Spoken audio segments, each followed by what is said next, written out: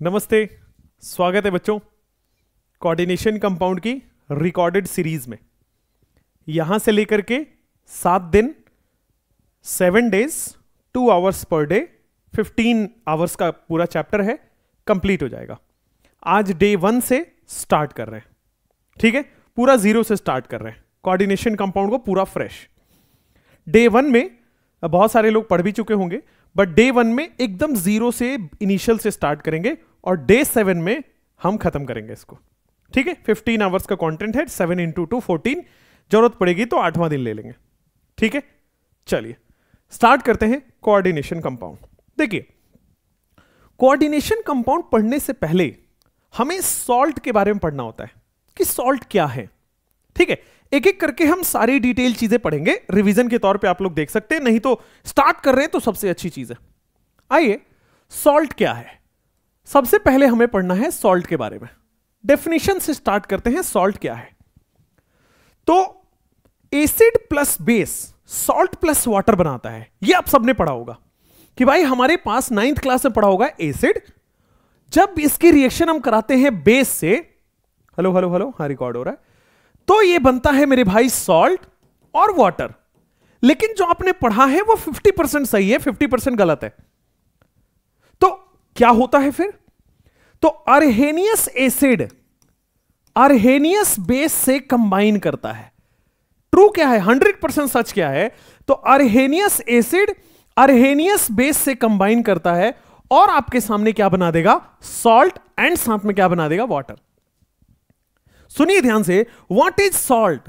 तो salt is basically अर्हेनियस acid और Arrhenius base से रिएक्ट करके बनने वाला कंपाउंड है। अच्छा, ये जो acid plus base salt plus water हम लोग लिखते हैं, इसको ये रिएक्शन का क्या नाम होता है? Neutralisation reaction. बिल्कुल ठीक है, समझे आप। Acid plus base salt plus water, ये जो पूरा रिएक्शन का नाम है, this is known as neutralisation reaction. तो सॉल्ट क्या हुआ? सॉल्ट बेसिकली एक प्रोडक्ट है जो किस रिएक्शन में बना है? न्यूट्रलाइजेशन रिएक्शन में बना है। कैसे बना है? अर्हेनियस एसिड और अर्हेनियस बेस से रिएक्ट करके।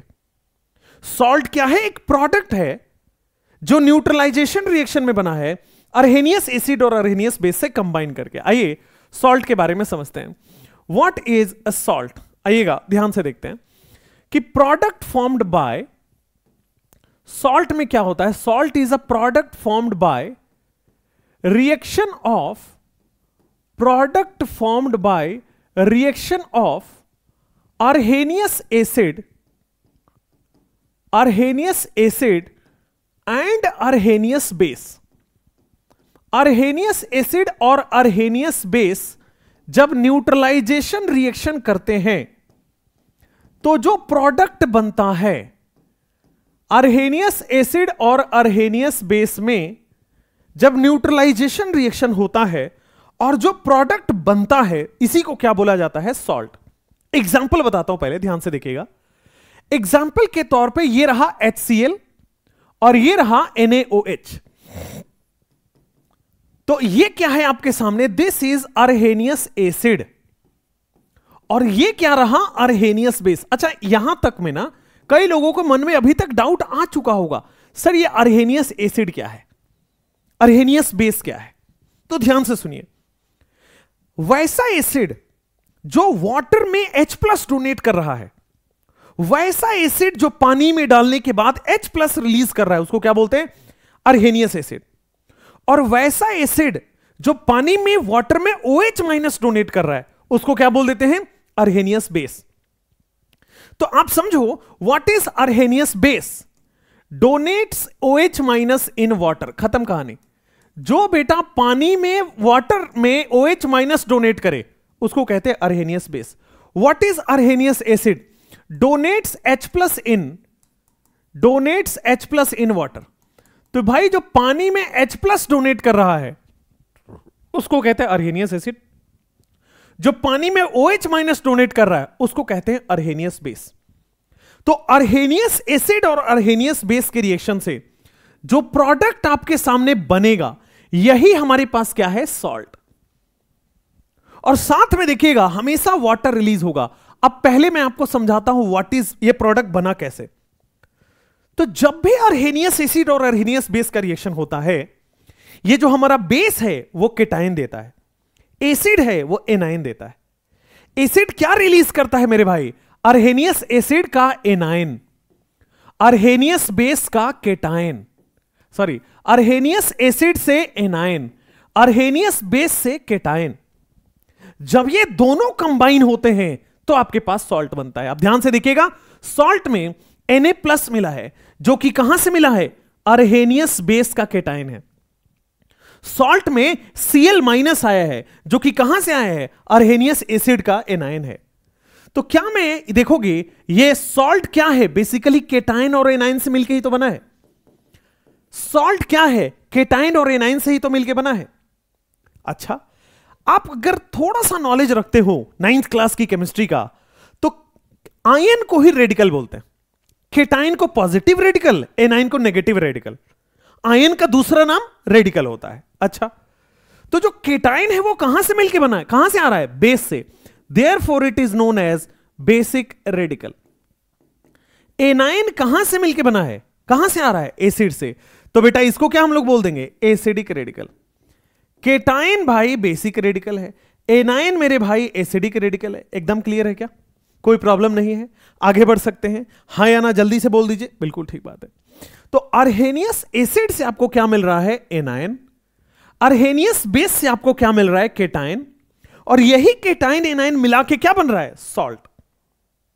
तो कुल मिला के अगर देखा जाए, what is salt? Salt is a compound that is a combination of cation anion या फिर basic radical acidic radical. Salt क्या है मेरे भाई? Salt is a combination of, salt is a compound, salt एक कंपाउंड है which is formed by combination of, salt is a compound which is formed by combination of acidic radical and basic radical, which is formed by combination of acidic radical and basic radical। Acidic radical और basic radical के combination से जो बना है उसी को हम लोग कहते हैं सॉल्ट। एसिडिक रेडिकल और बेसिक रेडिकल के कॉम्बिनेशन से जो बना है उसी को हम लोग क्या बोलते हैं? सॉल्ट। तो salt is a product form by combination of acidic radical and basic radical. This is your salt. बिल्कुल क्लियर है बेटा? कोई प्रॉब्लम वाली बात नहीं है? ठीक है। तो अर्हेनियस एसिड का एनायन, इसका केटायन, ये मिलकर आपके पास सॉल्ट बन जाएगा। ठीक है भाई, यहां तक कोई डाउट, कोई प्रॉब्लम नहीं है? आगे बढ़ते हैं। सॉल्ट कितने तरह का होता है? Now we have to understand types of salt. Salt इतना ही है। Now we have to understand types of salt. तो दो टाइप का सॉल्ट होता है। चलिए एक और एग्जांपल लिख लेते हैं इसका। मान लीजिए आपके सामने है मान लीजिए आपके सामने है H2SO4। सॉल्ट का ही एक और एग्जांपल ले लेते हैं। और फिर आपके सामने है MgOH होल ट्वाइस। बताओ प्रोडक्ट बताओ बेटा। बेस से जो केटायन निकलेगा क्या वो Mg+2 है? यहां से जो एनायन निकलेगा क्या वो 2H+ निकल रहा है? तो जब ये दोनों, सॉरी, यहां से जो एनायन निकल रहा है क्या वो SO4-2 निकल रहा है? तो दोनों का जब केटायन और एनायन का कॉम्बिनेशन होगा तो क्या MgSO4 बनेगा? और साथ में मेरे भाई क्या वाटर बन रहा है? MgSO4 बन रहा है और साथ में मेरे भाई क्या वाटर बन रहा है? और यही क्या बन गया? सॉल्ट। और यही क्या है? केटायन और एनायन का कॉम्बिनेशन। ये सॉल्ट है, क्या बन गया? केटायन एंड एनायन का कॉम्बिनेशन। बोलो ठीक है? क्लियर है? चलिए अब चलते हैं टाइप्स ऑफ द सॉल्ट पे। सॉल्ट आपने पढ़ा, मजा भी आया होगा। लेट्स अंडरस्टैंड कि सॉल्ट कितने तरह का होता है। टाइप्स ऑफ सॉल्ट बेटा जब मैं पढ़ाता हूं एकदम बेसिक से पढ़ाते हैं, है ना? पूरा बेसिक से सुपर एडवांस लेवल तक लेके जा रहे हैं, आप टेंशन बिल्कुल मत लीजिए। टाइप्स ऑफ द सॉल्ट दो तरीके के होते हैं मेरे भाई। सबसे पहला इधर आता है आपके सामने सिंपल सॉल्ट, और राइट हैंड साइड में आपके सामने आएगा मिक्स्ड सॉल्ट। सबसे पहले आएगा मेरे भाई सिंपल सॉल्ट, और यहां पे क्या आ जाएगा? Mixed salt. Simple salt and mixed salt. Clear है भाई? सॉल्ट दो तरह का होता है, सिंपल सॉल्ट और मिक्स्ड सॉल्ट। एकदम बढ़िया, मजेदार, मजा आ जाएगा अभी आपको। सिंपल सॉल्ट का मतलब समझिए, वैसा न्यूट्रलाइजेशन रिएक्शन जिसमें एक एसिड और एक बेस इस्तेमाल हुआ है। भाई सॉल्ट क्या है पहले ये समझिए। न्यूट्रलाइजेशन रिएक्शन जिसमें अर्हेनियस एसिड और अर्हेनियस बेस इस्तेमाल हो रहा है। अगर ऐसा न्यूट्रलाइजेशन रिएक्शन हम ले रहे हैं जिसमें एक ही एसिड हो एक ही बेस हो, एक से ज्यादा नहीं हो सकते, only one acid and only one base, तो इससे जो सॉल्ट बनता है दैट इज सिंपल सॉल्ट। लेकिन अगर हम एक से ज्यादा एसिड ले लें या एक से ज्यादा बेस ले लें, एक से ज्यादा एसिड ले लें या एक से ज्यादा बेस ले लें, तो फिर क्या बनेगा आपके पास? That is your mixed salt. What is simple salt and what is mixed salt? ध्यान से देखिएगा। Simple salt is basically salt formed by reaction of only one acid and only one base। Reaction of केवल एक acid, only one acid and only one base, केवल एक ही acid और एक ही base ले रहे हैं, तो फिर क्या बन रहा है आपके सामने? Simple salt. लेकिन अगर हम salt form by reaction of more than one acid या मोर देन वन बेस ले लें, salt form by reaction of more than one acid या more than one base, by the reaction of more than one acid या more than one base, more than one acid या more than one base, इसको हम लोग क्या बोलते हैं मेरे भाई? Mixed salt. एक से ज्यादा एसिड या एक से ज्यादा बेस लिया जा रहा है, दोनों में से कोई भी हो, या तो एक से ज्यादा एसिड होगा या तो एक से ज्यादा बेस होगा, उस केस में क्या हो जाएगा आपके पास? Mixed salt. आइए सिंपल सॉल्ट का एग्जांपल, बहुत सिंपल, जो आपने पढ़ा है वही वाला होगा। HCl प्लस NaOH, भाई बेस से केटाइन लो, एसिड से एनाइन लो, देखो भाई सॉल्ट बन गया, प्रोडक्ट बन गया। देखो एक एसिड एक बेस। अच्छा, एग्जांपल के तौर पे आप ले लो Ca, आप ले लो H2SO4 प्लस ले लो CaOH होल ट्वाइस। तो भाई बेस का केटाइन एंड एसिड का एनाइन मिलके मेरे भाई गचागच प्रोडक्ट बना देगा। मजा आ गया भाई, है ना? एकदम मजा आ गया, बहुत बढ़िया हो गया, कोई प्रॉब्लम बात ही नहीं है, आगे बढ़ सकते हैं। लेकिन यहां पे आप देखिएगा, अब आपके नजरे बोर्ड पे रखिएगा। मान लीजिए बेटा H2SO4 है, अब इसको यहां पे NaOH भी दिया गया और KOH भी दिया गया, तो क्या एक से ज्यादा बेस आ गया? या तो एक से ज्यादा एसिड हो या तो एक से ज्यादा बेस हो, मिलके क्या बन रहा है? Mixed salt. आइए तो आपके सामने Na भी बन रहा है, K भी बन रहा है, SO4 भी बन रहा है, तो NaKSO4, Na plus K plus SO4 minus 2, NaKSO4, और साथ में मेरे भाई वाटर, NaKSO4 और साथ में मेरे भाई वाटर। तो ये जो बन रहा है दिस इज योर सॉल्ट, ये जो बन रहा है this is your mixed salt. क्यों?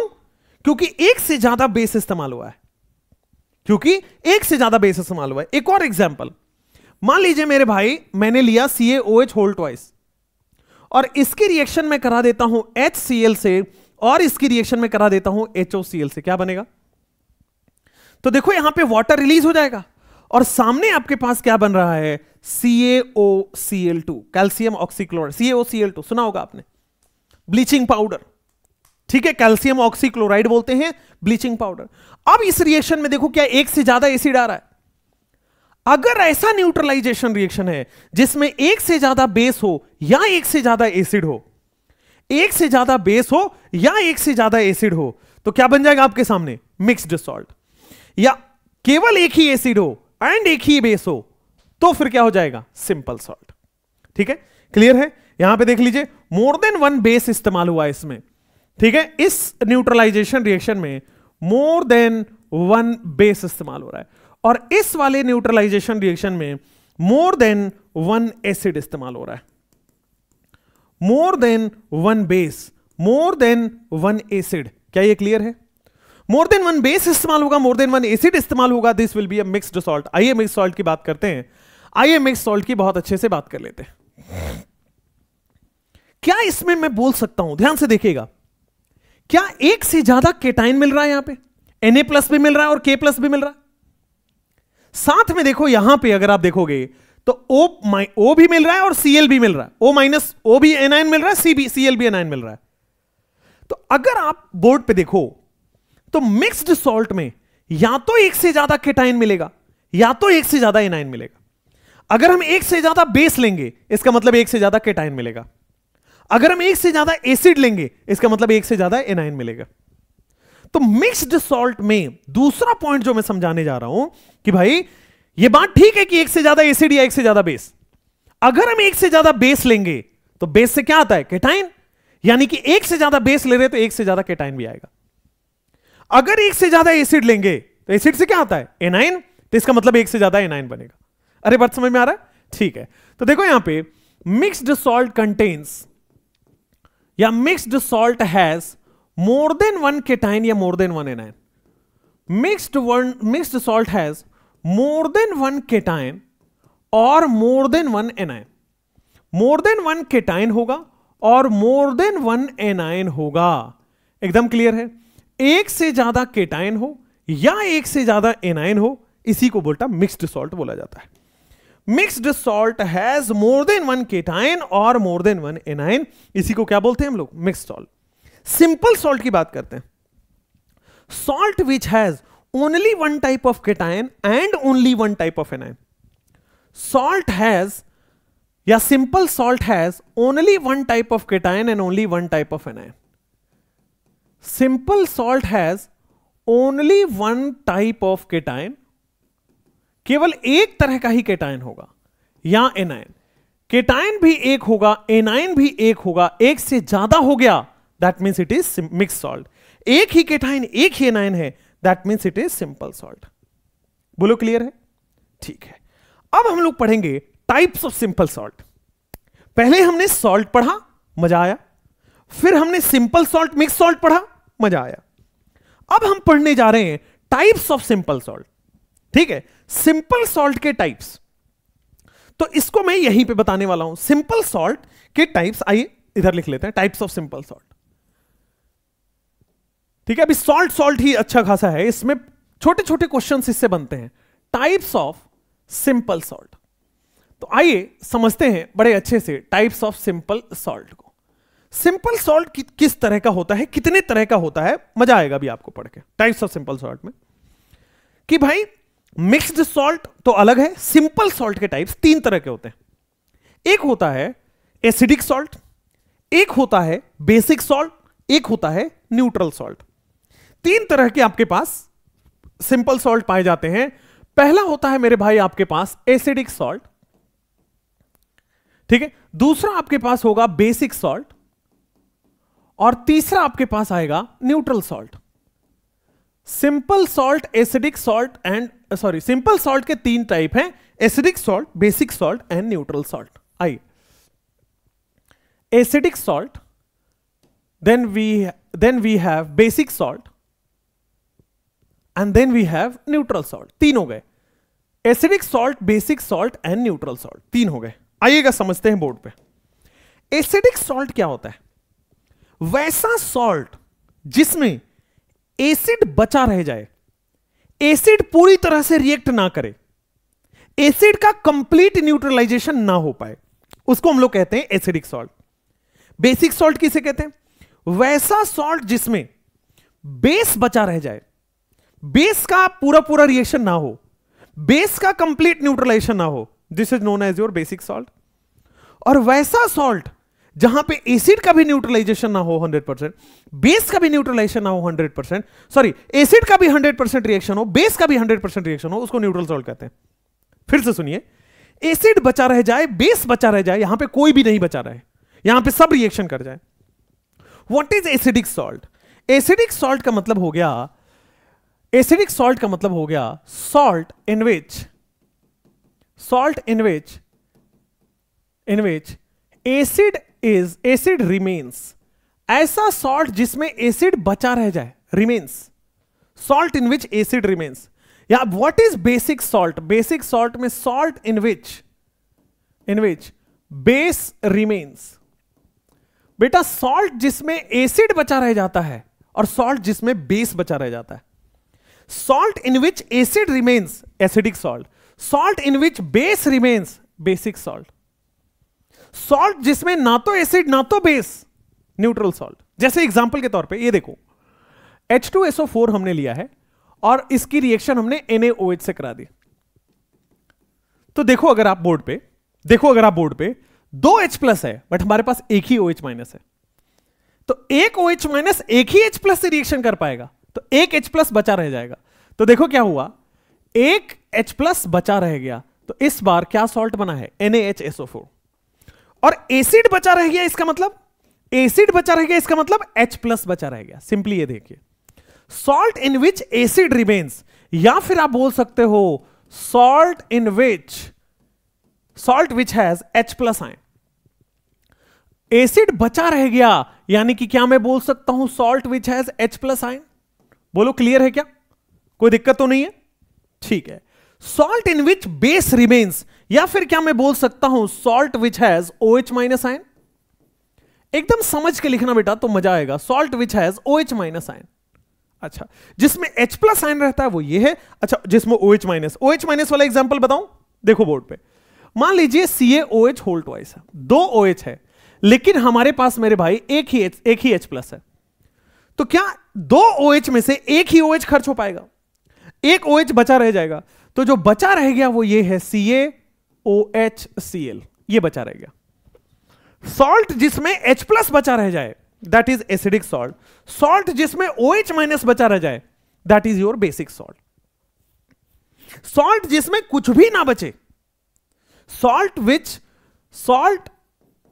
in which neither acid nor base is left out, in which ना तो एसिड बचा है, neither acid nor base, ना तो एसिड बच गया ना तो बेस बच गया, कुछ भी नहीं बचा, neither acid nor base remains।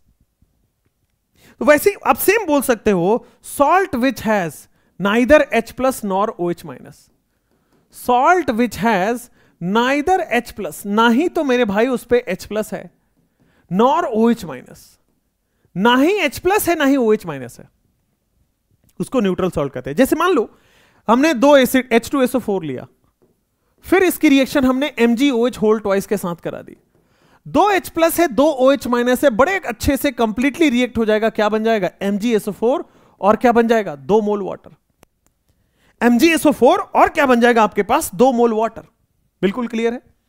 ऐसा सॉल्ट जिसमें एसिड बचा रह जाए एसिडिक सॉल्ट, बेस बचा रह जाए बेसिक सॉल्ट, कोई भी बचा नहीं रहे न्यूट्रल सॉल्ट।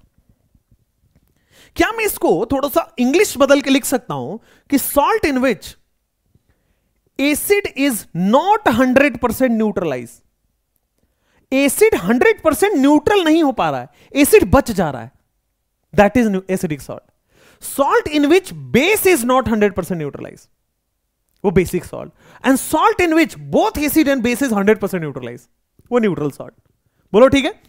एसिडिक सॉल्ट बेटा डेफिनेशन से क्वेश्चन आते हैं इसलिए स्टेटमेंट लिखना जरूरी होता है। सॉल्ट इन विच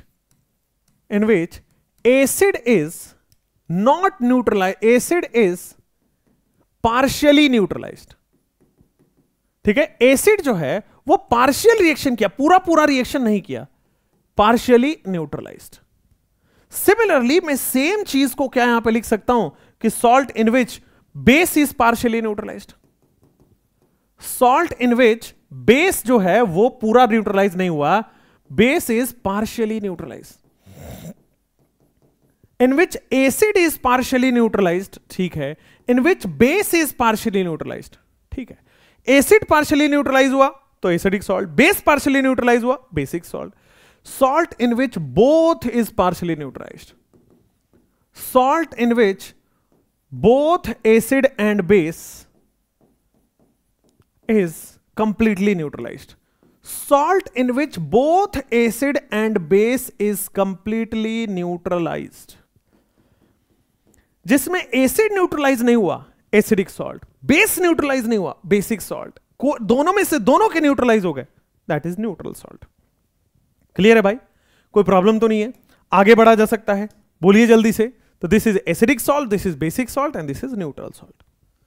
ठीक है, चलिए एग्जाम्पल के तौर पे जहां H प्लस हो, जैसे एक और एग्जाम्पल ले लूं क्या इसमें, H3PO4, इसकी रिएक्शन में करा रहा हूं CaOH होल ट्वाइस से। अब देखो यहां पे 3 H प्लस है बट 2 ही OH माइनस है, यानी कि एक H प्लस बचा रह जाएगा और एक H प्लस बचा रह जाएगा, तो this will B HPO4, CaHPO4।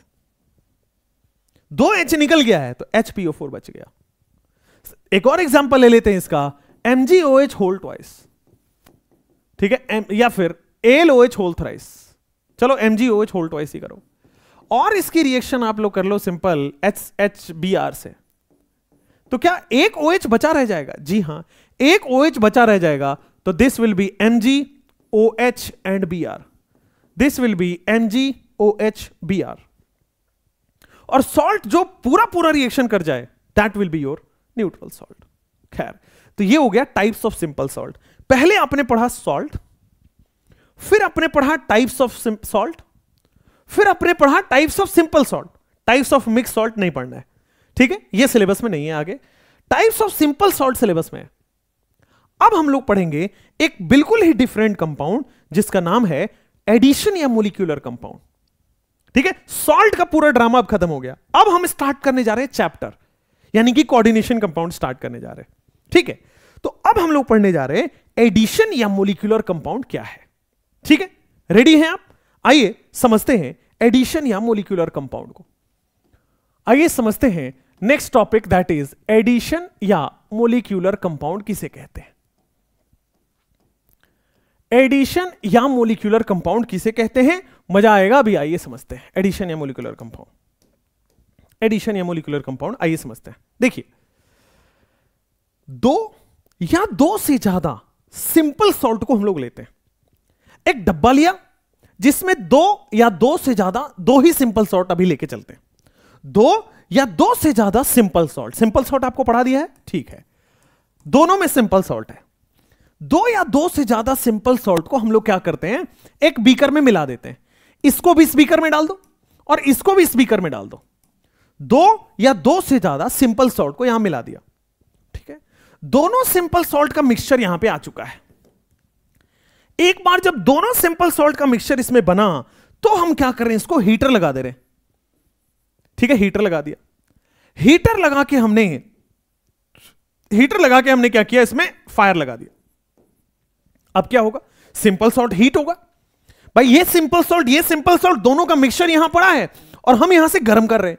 तो गर्म कर रहे हैं तो क्या ये हीट होगा? हाँ, हीट होगा। इसको तब तक हीट करना है जब तक कि ये मिक्सचर जो है वो वेपर में ना कन्वर्ट हो जाए। ठीक है, मिक्सचर ऑफ टू और मोर सिंपल सॉल्ट, उसको हम लोग क्या कर रहे हैं, हीट कर रहे हैं। और हीट तब तक कर रहे हैं जब तक ये वेपर ना बन जाए। एक बार जब मेरे भाई ये वेपर बनने लग जाए, तो वेपर बन के बाहर निकलेगा।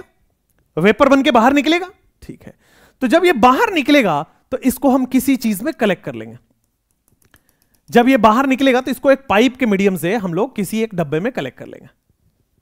ठीक है, जब ये वेपर है तो मान लो इस वेपर बन रहा है तो इस ग्लास को ना बंद कर दो, ग्लास को बंद कर दो, तो सारे वेपर ट्रैप हो जाएंगे। और एक सिंपल सा एक होल कर दो, तो होल करोगे तो उस होल से सारे वेपर यहां पे कलेक्ट हो जाएंगे। ठीक है, चलिए, तो वेपर बन रहा है तो मैंने क्या किया, इसको बंद कर दिया, इस डब्बे को बंद कर दिया। इस डब्बे को जब बंद किया है तो क्या वेपर इस पाइप से निकलेगा, और पाइप से निकल के क्या यहां चला जाएगा। वेपर इस पाइप से निकलेगा और पाइप से निकल के क्या वेपर यहां पे कलेक्ट हो जाएगा। जी हां, टू और more simple salt are mixed in this beaker. दो या दो से ज्यादा सिंपल सॉल्ट को इस बीकर में मिक्स किया। मिक्स करने के बाद हमने यहां पे हीट किया। तो जब हम यहां पे हीट कर रहे हैं तो क्या बेटा ये वेपर बनेगा? जी हां, वेपर बनेगा और मेरे भाई यहां पे आगे जाके कलेक्ट हो जाएगा। ठीक है, वेपर बनेगा और मेरे भाई आगे जाके कलेक्ट हो जाएगा। ठीक है, कलेक्ट करने के बाद इसको हम लोग क्या कर रहे हैं, कूल डाउन कर रहे हैं, और कूल करके इसको क्रिस्टल बना रहे हैं। कूल करने के बाद इसको क्रिस्टल बना रहे हैं, यानी कि सॉलिड बना रहे हैं। बेटा कूल करेंगे, कूल करके हम लोग क्रिस्टल बना रहे हैं, यानी कि सॉलिड बना रहे हैं। ये जो सॉलिड बना है, ये जो क्रिस्टल बना है, यही एडिशन या मोलिकुलर कंपाउंड है। व्हाट इज एडिशन या मोलिकुलर कंपाउंड? दो या दो से ज्यादा सिंपल सॉल्ट को लिया, हीट किया, वेपर बनाया, और वेपर को कहीं पे कलेक्ट कर लिया और कूल किया। कूल करके तब तक कूल करेंगे जब तक ये सॉलिड क्रिस्टल ना बन जाए। जैसे ही ये सॉलिड क्रिस्टल बना, दिस इज योर एडिशन या मोलिकुलर कंपाउंड। ठीक है, तो आइए एडिशन या मोलिकुलर कंपाउंड को लिखते हैं अच्छे से। 2 or more than 2 simple salts are mixed. 2 or more than 2 simple salts are mixed.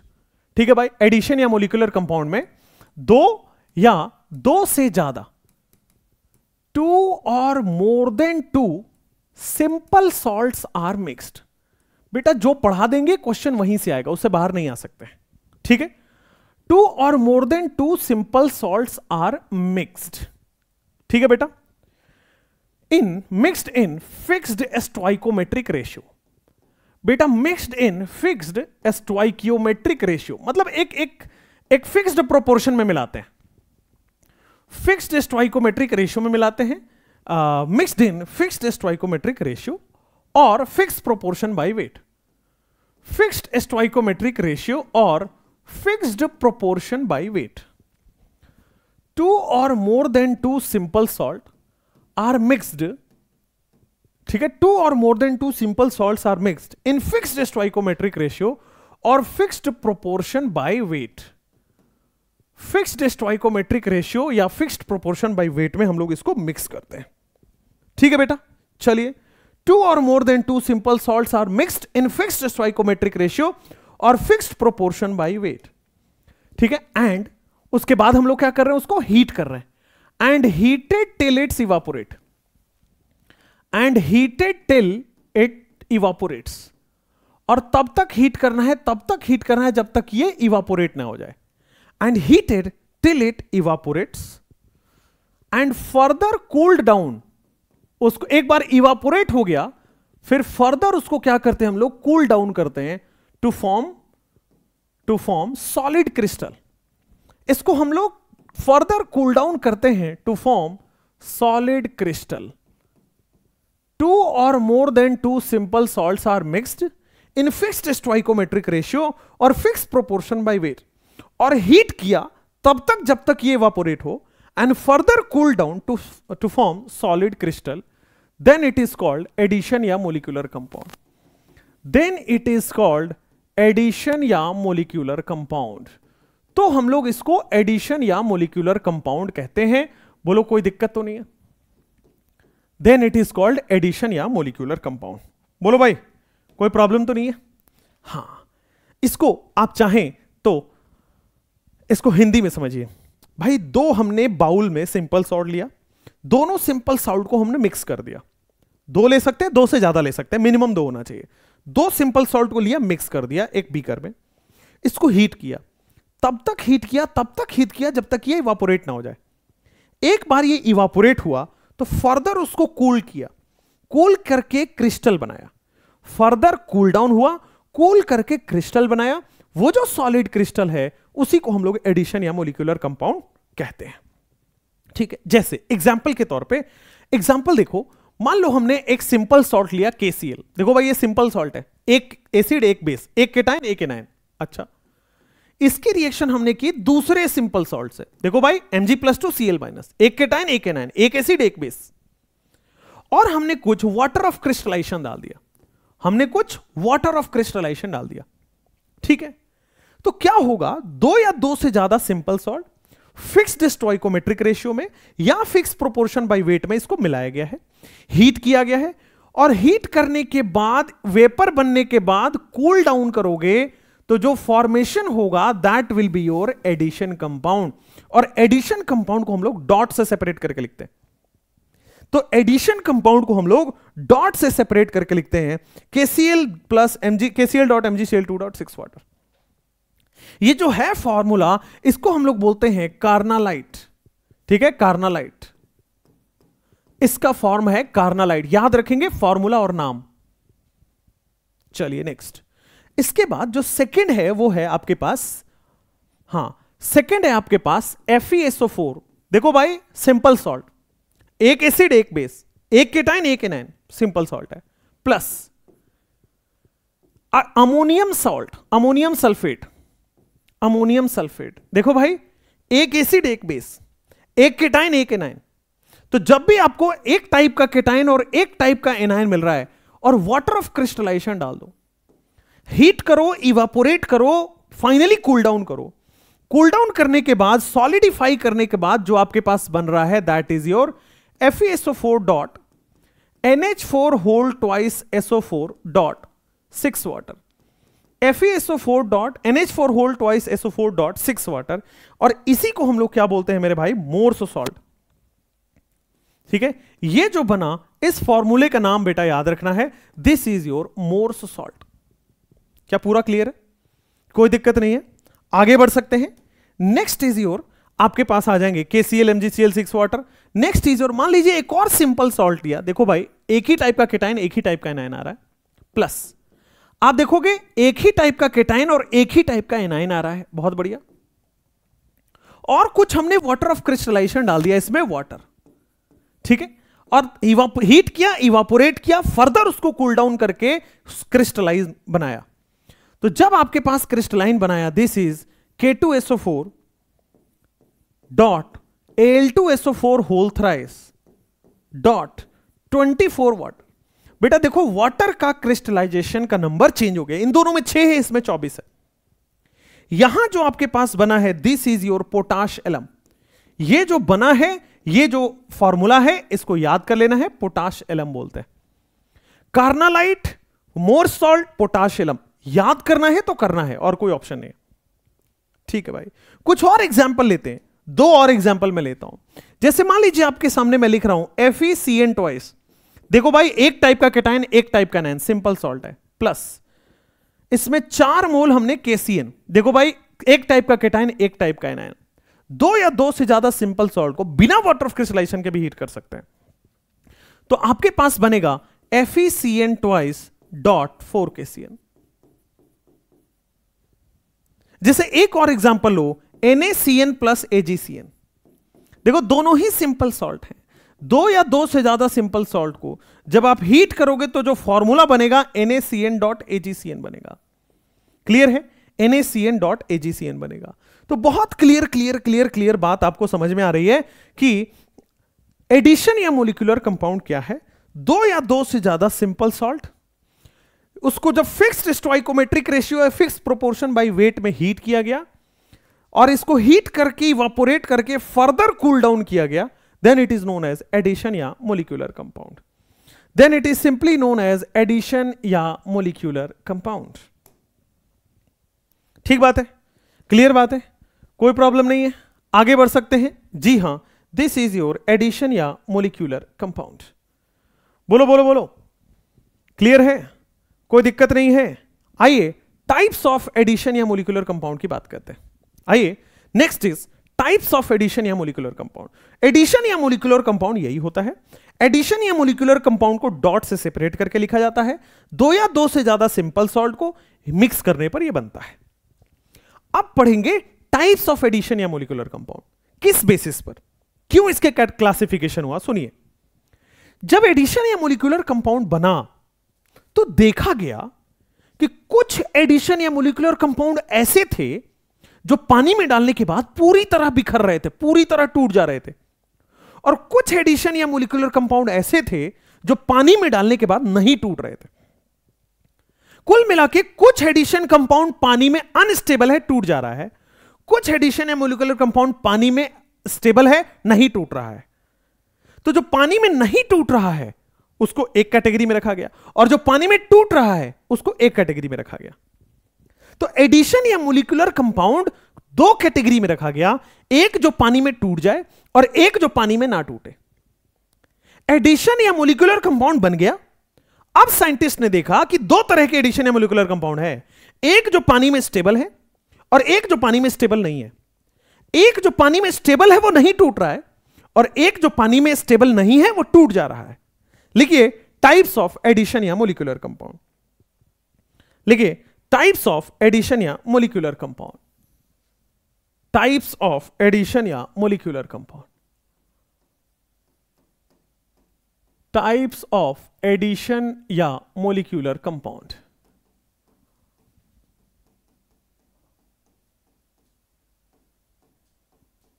ठीक है, टाइप्स ऑफ एडिशन या मोलिकुलर कंपाउंड। आइए बेटा टाइप्स ऑफ एडिशन या मोलिकुलर कंपाउंड की बात करते हैं। सबसे पहले टाइप्स ऑफ एडिशन या मोलिकुलर कंपाउंड में आप देखोगे कि आपके पास आएगा डबल सॉल्ट। सबसे पहले आएगा दैट इज डबल सॉल्ट, यहां पे लिख देते हैं डबल सॉल्ट। ठीक है, वैसा एडिशन या मोलिकुलर कंपाउंड जो पानी में डालने के बाद 100% टूट जाता है, पूरा पूरा आयोनाइज हो जाता है, सारे केटाइन एनायन अलग अलग बिखर जाएंगे, उसको क्या बोला जाएगा? Double salt. और वैसा एडिशन या मोलिकुलर कंपाउंड जो पानी में डालने के बाद ना टूटे, ना बिखरे, ना आयोनाइज हो, उसको हम लोग कहते हैं कॉम्प्लेक्स सॉल्ट या कोऑर्डिनेशन कंपाउंड। कॉम्प्लेक्स सॉल्ट या इसी कॉम्प्लेक्स सॉल्ट को क्या बोलते हैं? Coordination compound. तो बेसिकली कोऑर्डिनेशन कंपाउंड जो एक चैप्टर आप पढ़ते हो, यह है क्या? सॉल्ट, बस कॉम्प्लेक्स सॉल्ट है ये है तो सॉल्ट, बट क्या है? कॉम्प्लेक्स सॉल्ट है। तो दोनों के बीच में हम अभी डिफरेंशिएट करने वाले हैं, ध्यान से देखिए। डबल सॉल्ट का मतलब वैसा एडिशन या मोलिकुलर कंपाउंड जो पानी में डालने के बाद पूरी तरह टूट जाए। वैसा एडिशन या मोलिकुलर कंपाउंड जो पानी में डालने के बाद पूरी तरह से बिखर जाए, पूरी तरह से टूट जाए, उसको हम लोग डबल सॉल्ट कहते हैं। ठीक है ना? डबल सॉल्ट का मतलब है एडिशन या मोलिकुलर कंपाउंड, एडिशन या मोलिकुलर कंपाउंड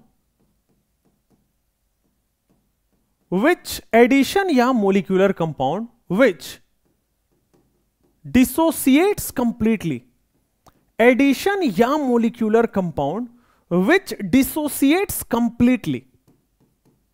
ठीक है, डिसोसिएट्स या फिर लिखो आयोनाइजेस। भाई डिसोसिएट हो गया यानी कि आयोनाइज हो गया। ठीक है ना?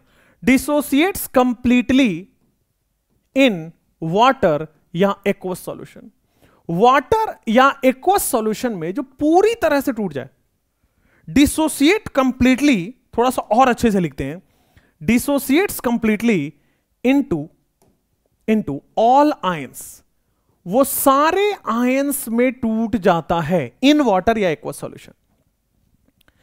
ऐसा एडिशन या मोलिकुलर कंपाउंड जो पानी में 100% टूट जाता है, कंप्लीटली टूट जाता है, कुछ भी बचा नहीं रह रहा है, पूरा ब्रेकअप हो चुका है, उसको क्या बोलते हैं? Double salt. जैसे एग्जाम्पल के तौर पे आप देखो KCl.MgCl2.6 वाटर, ये क्या था? फॉर्मूला नाम बताइएगा? कार्नालाइट।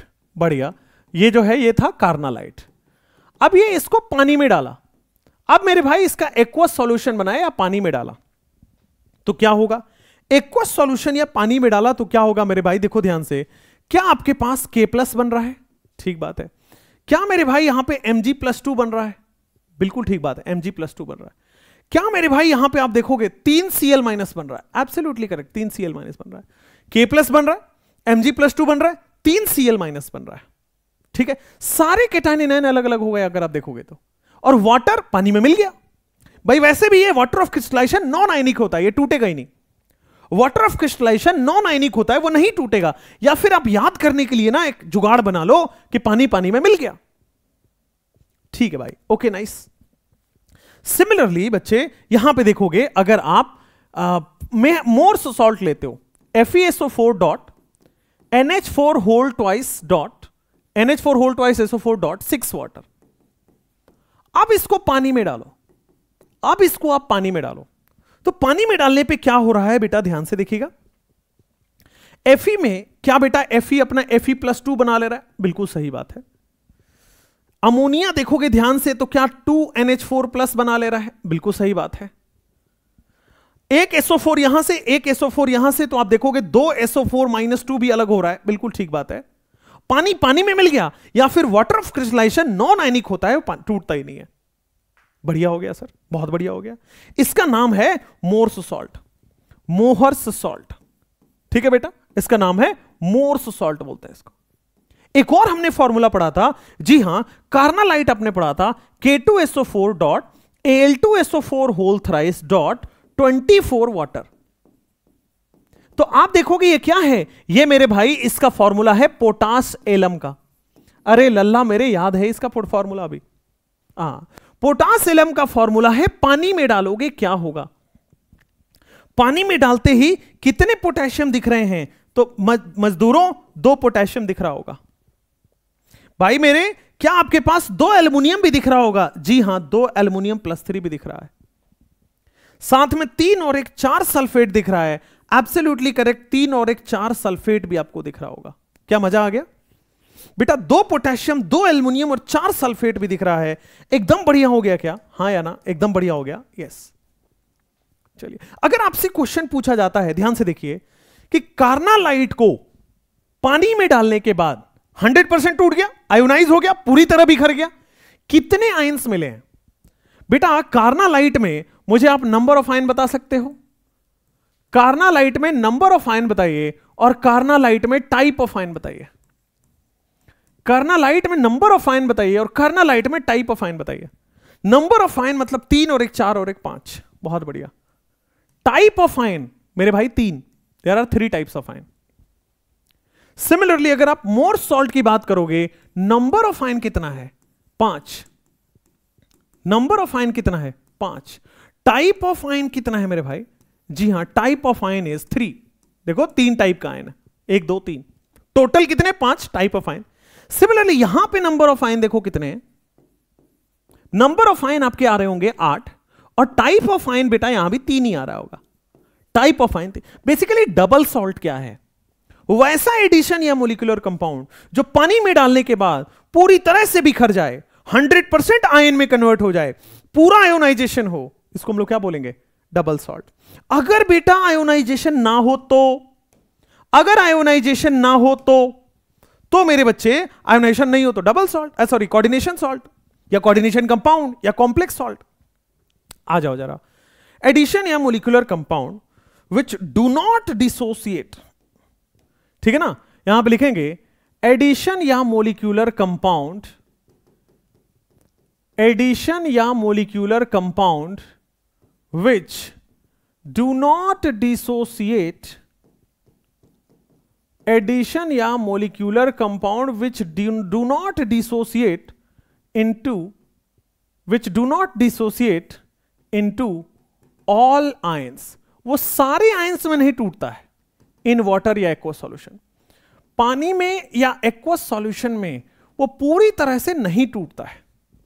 एडिशन या मोलिक्यूलर कंपाउंड जो पानी में या एक्वस सॉल्यूशन में पूरी तरह से नहीं टूटता है, ठीक है ना, which do not dissociate completely, ठीक है ना, which do not dissociate completely, which do not ionizes completely, ठीक है ना, पूरी तरह से नहीं टूटता है। जैसे याद करिए, हमने एक आपको लिखवाया था FeCN ट्वाइस, इसकी रिएक्शन हमने करवाया था 4KCN से। क्या बेटा यहां पे आपके पास बनेगा FeCN ट्वाइस डॉट 4KCN? हां, जब FeCN ट्वाइस डॉट 4KCN बन रहा है, यहां पे देख लीजिए K4 Fe, कितने पोटेशियम है? 4 K4, फिर क्या बन रहा है आपके पास? Fe, फिर क्या बन रहा है आपके पास? CN6 के, इसी को रीअरेंज करके बना K4 FeCN6। जब इसको पानी में डालते हो, when you keep it in water या एक्वस सॉल्यूशन, तो बेटा ध्यान दीजिए केवल और केवल पोटेशियम अलग होता है, FeCN6 माइनस अलग, FeCN6 -4, ये पूरी तरह से नहीं टूटा। देखो आयंस पूरी तरह से नहीं टूटे। क्या आपको आयरन मिल पा रहा है? नहीं मिल पा रहा है। क्या आपको साइनाइड मिल रहा है? नहीं मिल रहा है। Fe और साइनाइड एक साथ ही मिलेगा। ये पूरी तरह से नहीं टूट रहा है, केवल पोटेशियम मिल रहा है, बाकी कोई भी नहीं मिल रहा। एक और एग्जांपल दीजिए, मैंने आपको लिखा था NaCN प्लस AgCN, ठीक है। बहुत सारे बच्चों को कंफ्यूजन होगा ये कैसे बन गया, वो आगे जाके आपको पता लग जाएगा। अभी बस देखिए, अब देखो इसमें क्या होगा, क्या एडिशन कंपाउंड बनेगा NaCN डॉट AgCN? बिल्कुल, NaCN डॉट AgCN। जब इसको रीअरेंज करके लिखोगे, क्या NaAgCN ट्वाइस लिख पाओगे? NaAgCN twice. जैसे ही मेरे भाई पानी में इसको डाल रहे हो, as soon as you will aqua solution में डालोगे या पानी में डालोगे, क्या बनेगा? यहां पे बनेगा Na प्लस। क्या बनेगा यहां पे? AgCN twice minus. Na plus बनेगा या AgCN ट्वाइस माइनस बनेगा। क्या सारे केटाइन एनायन अलग हुए? ना, देखो Ag और Cn अलग नहीं हो पा रहा है, एक साथ ही है। यहां पे भी देखो Fe और Cn एक साथ ही है। तो क्या 100% आयोनाइज हुआ? नहीं हुआ। 100% जो आयोनाइज हो रहा है दैट इज डबल सॉल्ट। जो 100% आयोनाइज नहीं हो रहा है that is known as your complex salt. अब एक और सवाल पूछता हूं, यहां से 2 सवाल और निकलेंगे। दोनों सवाल होने के बाद फिर हम लोग कोऑर्डिनेशन कंपाउंड में एंटर करेंगे। दो सवाल में से पहला सवाल है स्टेबल कौन है, डबल सॉल्ट या कोऑर्डिनेशन? सोच के देखो, स्टेबल कौन है, डबल सॉल्ट या कोऑर्डिनेशन? अरे भाई कोऑर्डिनेशन स्टेबल है ना, क्योंकि नहीं टूट रहा है। ये तो पूरा ही टूट जा रहा है, ये तो अनस्टेबल है। ये पार्शियली टूट रहा है, इसका मतलब ये ज्यादा स्टेबल है। पूरा पूरा नहीं टूट रहा है, यानी कि बचा हुआ है पार्शियली।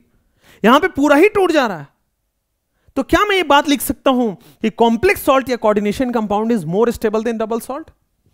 क्या मैं ये बात को बड़े अच्छे से लिख सकता हूं कि कोऑर्डिनेशन कंपाउंड या complex salt is more stable, complex salt या coordination compound is more stable than double salt?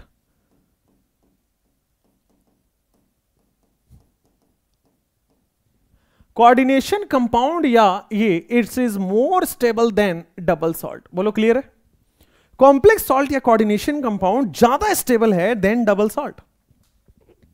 एकदम क्लियर, नो डाउट। आगे बढ़ सकते हैं। नेक्स्ट, पीछे आओ जरा, एक और चीज। अब एक बात बताओ, मैं केवल डबल सॉल्ट की तरफ देखना। यहां पे मैंने KCl लिया है, क्या राइट साइड में KCl मिलेगा? ना, राइट साइड में KCl टूट चुका है, K+ और Cl- में। हाँ, मतलब यहां पे KCl कंपाउंड है, बट यहां पे कंपाउंड नहीं मिल रहा है। हाँ, MgCl2 लेफ्ट साइड में है, लेकिन क्या MgCl2 राइट साइड में मिल रहा है? ना, टूट चुका है। FeSO4 लेफ्ट में है, क्या राइट में मिल रहा है? ना, टूट चुका है। अमोनियम सल्फेट लेफ्ट साइड में है, राइट साइड में मिल रहा है? ना, टूट चुका है। तो क्या मैं ये बात लिख सकता हूं कि भाई कंपाउंड ये अपनी आइडेंटिटी खो गया? भाई मैं लेफ्ट साइड में चिल्ला रहा हूं KCl, बोल रहा है यस सर। राइट साइड में चिल्ला रहा हूं KCl, आवाज ही नहीं आ रही, क्योंकि KCl है ही नहीं ना। लेफ्ट साइड में मैं MgCl चिल्ला रहा हूं, बोल रहा है यस सर, लेकिन राइट साइड में MgCl की आवाज नहीं आ रही, क्यों? है ही नहीं ना। तो क्या मैं बोल सकता हूं कंपाउंड अपनी आइडेंटिटी लूज कर गया डबल सॉल्ट में? पहले कंपाउंड है, उसका आवाज आ रहा है, वो प्रेजेंट है, लेकिन राइट हैंड साइड में प्रेजेंट नहीं है। तो क्या यहां पे कंपाउंड की आइडेंटिटी है, बट यहां पे कंपाउंड की आइडेंटिटी नहीं है? तो क्या मैं बोल सकता हूं डबल सॉल्ट में कि कंपाउंड अपनी आइडेंटिटी लूज कर रहा है? जी हां। तो इसी को यहां पे लिखना है कि इन डबल सॉल्ट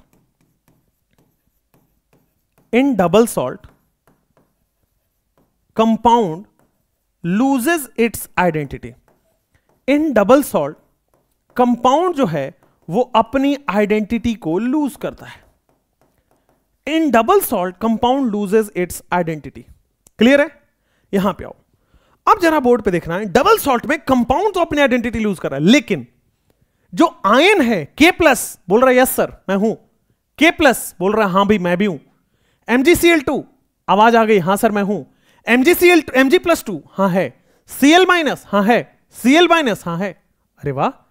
तो क्या जितने एनायन लेफ्ट में उतने ही एनायन राइट में है, जितने केटाइन लेफ्ट में उतने ही केटाइन राइट में? हां भाई, केटाइन एनायन थोड़ी बदला है। कंपाउंड पहले था, वो अब टूट चुका है, यही तो हुआ है। तो कंपाउंड का आइडेंटिटी लूज हो गया है, बट जितने केटाइन है उतने ही केटाइन इधर भी है, जितने एनायन है उतने ही एनायन इधर भी है। तो number of cation number of anion in left is equal to right है क्या? हाँ भाई इन डबल सॉल्ट कंपाउंड अपनी आइडेंटिटी लूज कर रहा है, but ions do not lose their identity. But ions अपनी आइडेंटिटी लूज नहीं कर रहे हैं। Ions do not lose their identity. In double salt compound loses its identity. Double salt में कंपाउंड अपनी आइडेंटिटी लूज करता है, but ions do not lose their identity. बोलो क्लियर है क्या? इन double salt compound loses its identity, but ions do not lose their identity. क्या ये बात क्लियर है क्या? कोई प्रॉब्लम, कोई दिक्कत नहीं है ना? आगे बढ़ सकते हैं। आइए कॉम्प्लेक्स सॉल्ट की बात करते हैं। इन कॉम्प्लेक्स सॉल्ट क्या यहां जो कंपाउंड है वो राइट साइड में है? क्या FeCN ट्वाइस राइट साइड में? हां है ना, इसी को तो रीअरेंज करके लिखे हो। हां, क्या आयंस जहां पे देखो Cn- प्रेजेंट है, लेकिन यहां पे Cn- नहीं मिल रहा है। क्यों भाई? Fe और Cn साथ में मिलेंगे, Cn- नहीं मिल रहा है। यहां पे Fe+2 मिल रहा है, लेकिन यहां पे Fe+2 नहीं मिल रहा है। स्क्वायर ब्रैकेट के अंदर छुपा हुआ है, वो नहीं मिल रहा है। तो यहां पे आयंस अपनी आइडेंटिटी लूज कर रहे हैं। यहां पे आप देखोगे FeCN ट्वाइस, हां भाई FeCN ट्वाइस है, KCN, हाँ भाई KCN है। क्या इस साइड में आयंस अपनी आइडेंटिटी लूज कर रहे हैं? हाँ, आयंस अपनी आइडेंटिटी लूज कर दे रहे हैं। तो in complex salt ions lose their identity. In complex salt ions lose their identity. Clear है भाई? Ions lose their identity. Complex salt में आयंस अपनी आइडेंटिटी लूज कर देते हैं।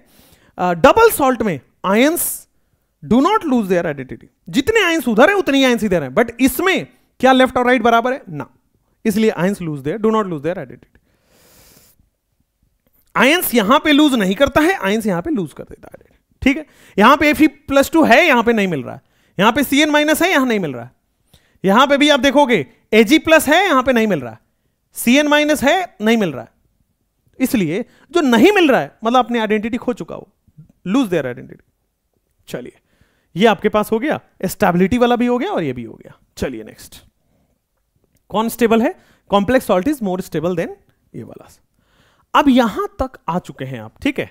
ये this is complex salt, this is complex salt और आपके डबल सॉल्ट पूरा चल रहा है। Clear? Complex salt, double salt हो गया। अब नेक्स्ट हम चलते हैं representation of complex coordination compound. Coordination compound को हम लोग कैसे दिखा सकते हैं? तो अगला जो टॉपिक आएगा that will B representation of coordination compound. आइए, रिप्रेजेंटेशन ऑफ कोऑर्डिनेशन कंपाउंड। बहुत मजे में पढ़िएगा, रिप्रेजेंटेशन ऑफ कोऑर्डिनेशन कंपाउंड। आइए देखिए बोर्ड पे सब लोग, सबसे पहला आपके पास आता है K4FeCN6। सबसे पहला आपके पास आता है K4FeCN6। हाँ भाई, K4FeCN6। तो रिप्रेजेंटेशन ऑफ ऑर्गेनिक कंपाउंड में जैसे ही आप इसको देखोगे, देखो स्क्वायर ब्रैकेट के बाहर, स्क्वायर ब्रैकेट के बाहर जैसे ही पानी में डालोगे, पानी में डालो एक बार, पानी में डालो, क्या हो रहा है? तो स्क्वायर ब्रैकेट के बाहर है वो तो टूट जा रहा है, लेकिन स्क्वायर ब्रैकेट के अंदर वाला क्या ये टूट रहा है? नहीं टूट रहा है। स्क्वायर ब्रैकेट के बाहर वाला टूट जा रहा है, लेकिन स्क्वायर ब्रैकेट के अंदर वाला क्या टूट रहा है क्या? बिल्कुल नहीं। स्क्वायर ब्रैकेट के बाहर वाला टूट रहा है, स्क्वायर ब्रैकेट के अंदर वाला टूट रहा है क्या? नहीं। ठीक है बेटा, तो स्क्वायर ब्रैकेट के जो बाहर लिखा गया है इसको ये आयंस में कन्वर्ट हो रहा है। स्क्वायर ब्रैकेट के बाहर में जो लिखा हुआ है ये आयंस में कन्वर्ट हो रहा है, इसको हम लोग बोलते हैं आयोनाइजेशन स्फीयर। स्क्वायर ब्रैकेट के अंदर में जो है इसको हम लोग बोलते हैं बेटा ये आयंस में कन्वर्ट नहीं हो रहा है। तो जो आयंस में कन्वर्ट नहीं हो रहा है इसको हम लोग बोलते हैं कोऑर्डिनेशन स्फीयर। कोऑर्डिनेशन कंपाउंड कैसे देखा जाता है वो सिखा रहा हूं। स्क्वायर ब्रैकेट के बाहर जो है उसको क्या बोला जाएगा? Ionisation sphere.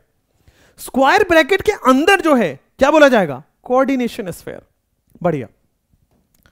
अब कोऑर्डिनेशन स्फीयर में जो सबसे पहले मेटल आपको दिख रहा है, कोऑर्डिनेशन स्फीयर में जो सबसे पहले मेटल दिख रहा है, this is your central metal atom. Coordination sphere में जो सबसे पहले मेटल आपको दिख रहा है, this is your central metal atom.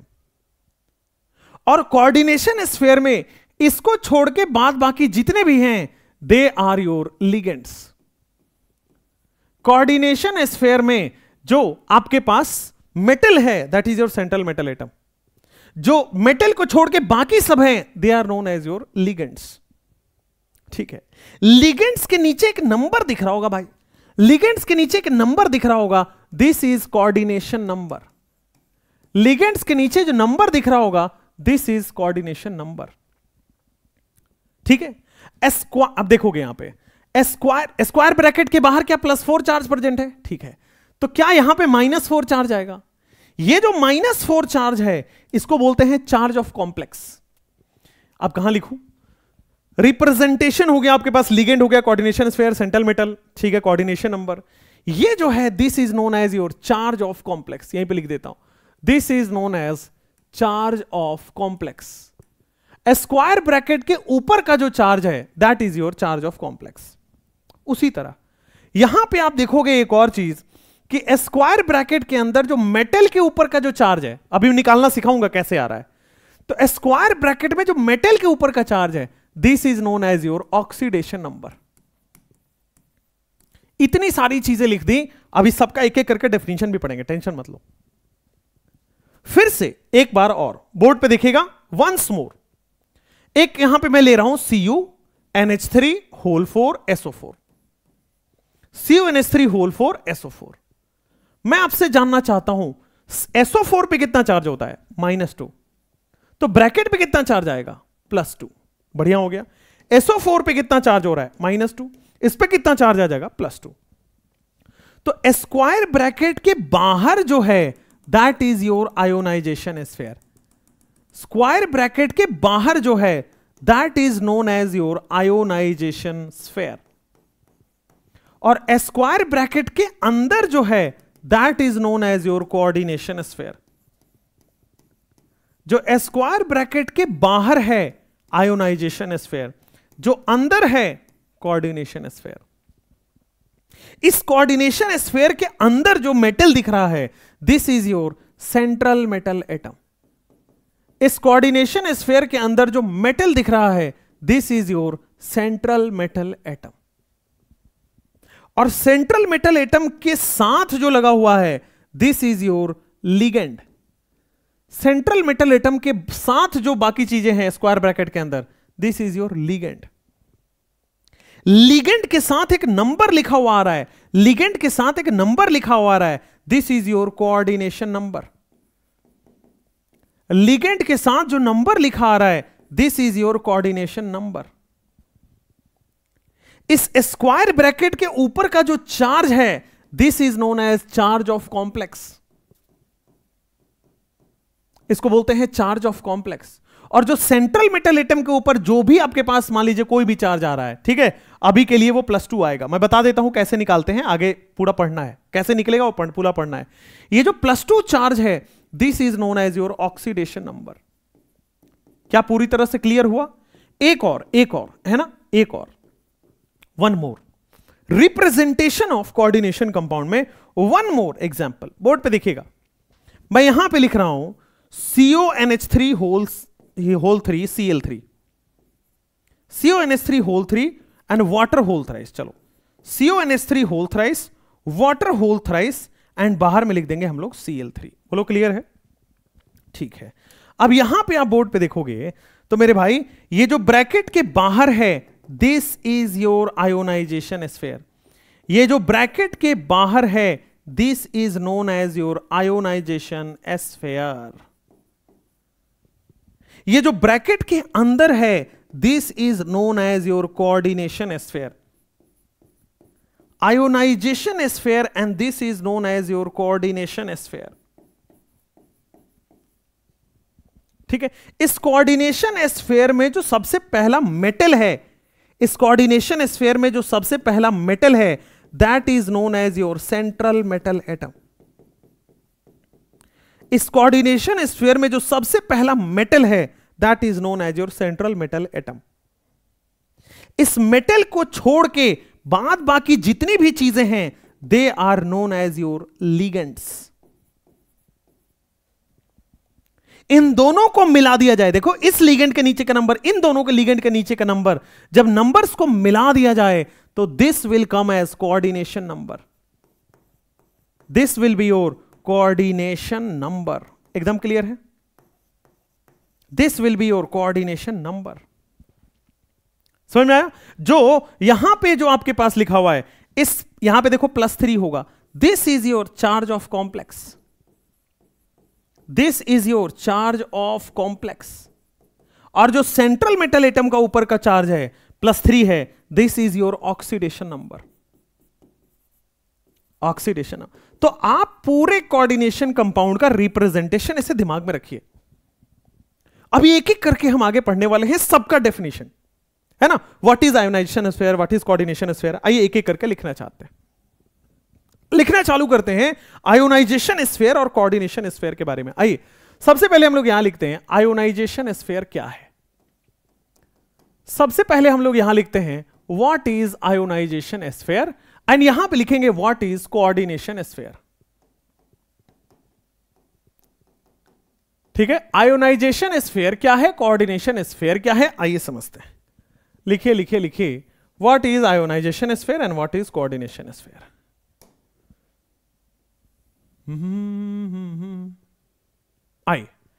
Ionization sphere क्या है, बोर्ड पे एक एक करके देखते हैं। आयोनाइजेशन स्फीयर क्या है, बोर्ड पे एक एक करके देखते हैं। तो दैट क्या मैं लिख सकता हूं कि आयोनाइजेशन स्फीयर वो वाला पार्ट है जो स्क्वायर ब्रैकेट के बाहर है। आयोनाइजेशन स्फीयर वो वाला पार्ट है जो स्क्वायर ब्रैकेट के बाहर प्रेजेंट है। आयोनाइजेशन स्फीयर वो वाला पार्ट है जो स्क्वायर ब्रैकेट के बाहर प्रेजेंट है। तो what is ionization sphere, part of complex. Ionization sphere में part of complex present outside of coordination sphere. Part of complex present outside of coordination sphere. Coordination sphere के बाहर जो प्रेजेंट है, coordination sphere के बाहर जो प्रेजेंट है, that is your ionization sphere. A part of complex that is present inside coordination sphere, inside square bracket, या coordination sphere नहीं को, outside of a square bracket, और ज्यादा अच्छा हो जाएगा। भाई जो स्क्वायर ब्रैकेट से बाहर का चीज है, स्क्वायर ब्रैकेट से बाहर का चीज है, इसको हम लोग बोलते हैं आयोनाइजेशन स्फीयर। और जो स्क्वायर ब्रैकेट से अंदर का चीज है, this is known as your coordination part of complex which is present outside के बजाय लिखेगा इनसाइड ऑफ कोऑर्डिनेशन स्फीयर या inside of a square bracket. जो बाहर है स्क्वायर ब्रैकेट के, आयोनाइजेशन, जो अंदर है स्क्वायर ब्रैकेट के, कोऑर्डिनेशन। अच्छा, जो बाहर है स्क्वायर ब्रैकेट के, क्या वो आयन बन जाता है? भाई स्क्वायर ब्रैकेट के अंदर वो एज इट इज रहेगा, वो नहीं टूटता है, वो आयन नहीं बनता है। स्क्वायर ब्रैकेट के अंदर नहीं टूटेगा, नहीं आयन बनेगा, लेकिन बाहर वाला आयन बन जाएगा। स्क्वायर ब्रैकेट के अंदर नहीं टूटेगा, अंदर नहीं आयन बनेगा, लेकिन बाहर वाला आयन बन जाएगा। बिल्कुल ठीक बात है। तो स्क्वायर ब्रैकेट के जो बाहर प्रेजेंट है, this is ionisable in nature. क्या मेरे भाई ionisable, this is ionisable in nature and makes ion, ठीक है ना, and makes ion in aqueous solution. बेटा आयोनाइजेबल नेचर का है और ये एक्वस सॉल्यूशन में आयन बना देता है। This is ionisable in nature and mix ion in aqueous solution. Coordination sphere में ये बेटा आयन नहीं बनाता है, दिस इज नॉन आयोनाइजेबल। बेटा ये आयन नहीं बनेगा, this is non ionisable and do not make ion in aqueous solution. This is non ionisable and do not makes ion in aqueous solution. Aqueous solution में मेरे भाई ये ion नहीं बनाता है। पहले वाले में वो देखो, एक्वस सॉल्यूशन में आयोनाइजेबल नेचर का है, आयन बना लेता है। नॉन आयोनाइजेबल नेचर का है, do not make ion in aqueous solution. तीसरा बहुत बहुत इंपॉर्टेंट, अगेन थर्ड वन, कि भाई आयोनाइजेशन, आयोनाइजेबल तो है, आयन बना रहा है, इसको हम लोग बोलते हैं also known as counter ion. ठीक है, इसको काउंटर आयन बोलते हैं। क्यों भाई काउंटर आयन क्यों बोलते हैं? बोर्ड पे देखिएगा, ये जो है आपके सामने K4FeCN6, K4FeCN6, जैसे ही बेटा इसको आप पानी में डालोगे, एक्वस सॉल्यूशन डालोगे, तो स्क्वायर ब्रैकेट वाला एज इट इज रहता है, लेकिन स्क्वायर ब्रैकेट के बाहर वाले जो हैं, स्क्वायर ब्रैकेट के बाहर वाले जो हैं, that is your square, this is your ये आयोनाइजेशन स्फीयर। स्क्वायर ब्रैकेट के बाहर जो है, this is your ionization sphere. बोलो ठीक है, कोई प्रॉब्लम नहीं है, आगे बढ़ाया जा सकता है। जैसे CuNH3 4SO4, जैसे CuNH3 4SO4, जैसे ही बेटा स्क्वायर ब्रैकेट के बाहर वाली चीजें हैं, वो तो बेटा पानी में डालते ही वो टूट जाएगी, पानी में डालते ही बेटा टूट जाएगी, और लेकिन जो स्क्वायर ब्रैकेट के बाहर है वो आयन बना लेगा। ठीक है, तो क्या ये आयोनाइजेबल नेचर का है? क्योंकि आयन बना ले रहा है। स्क्वायर ब्रैकेट के बाहर वाला आयोनाइजेबल नेचर का है क्योंकि आयन बना रहा है। बोलो आए समझ में? एकदम क्लियर, नो डाउट? बोलो बोलो बोलो, जल्दी बोलो जल्दी बोलो जल्दी बोलो। ठीक है भाई, क्लियर है? नो प्रॉब्लम, ठीक है। कोऑर्डिनेशन स्फीयर में क्या होता है कि इन कोऑर्डिनेशन स्फीयर जो ये लिगेंड है वो कोऑर्डिनेट बॉन्ड बना रहा है सेंट्रल मेटल एटम के साथ। ध्यान से देखिएगा, in coordination sphere ligand mix in coordination sphere, ligand and central metal atom forms coordinate bond. Ligand and central metal atom forms coordinate bond. ठीक है, in coordination sphere ligand and central metal atom forms coordinate bond. बोलो भाई, ध्यान से देखिए, ionisation sphere में in this complex, ये square bracket के बाहर है, ये भाई आयन बनाता है, आयोनाइजेबल नेचर का, काउंटर आयन बोलते हैं। काउंटर आयन क्यों बेटा? जितना प्लस है उतना ही माइनस यहां आएगा, काउंटर कर रहा है ना उसको, जितना माइनस है उतना ही प्लस यहां आ रहा है, तो काउंटर कर रहा है। तो ये बाहर जस्ट चार्ज को काउंटर कर रहा है, बाहर वाला इस चार्ज को काउंटर कर रहा है, इसलिए काउंटर आयन। कोऑर्डिनेशन स्फीयर में इनसाइड स्क्वायर ब्रैकेट आयन नहीं बनता है, एंड कोऑर्डिनेशन स्फीयर में लिगेंड और central metal atom coordinate bond बनाता है। ठीक है, ligand and central metal atom coordinate, जैसे मान लीजिए एग्जांपल के तौर पे K4FeCN6 हम लोग लेते हैं। जैसे ही मेरे भाई पानी में डालोगे तो क्या आपके सामने काउंटर आयन बन गया? हां, और साथ में स्क्वायर ब्रैकेट नहीं टूटता है। क्यों नहीं टूटता है, कभी सोचा? इसलिए नहीं टूटता है कि ये जो है मेटल के साथ 6 साइनाइड जो है वो कोऑर्डिनेट बॉन्ड बनाता है।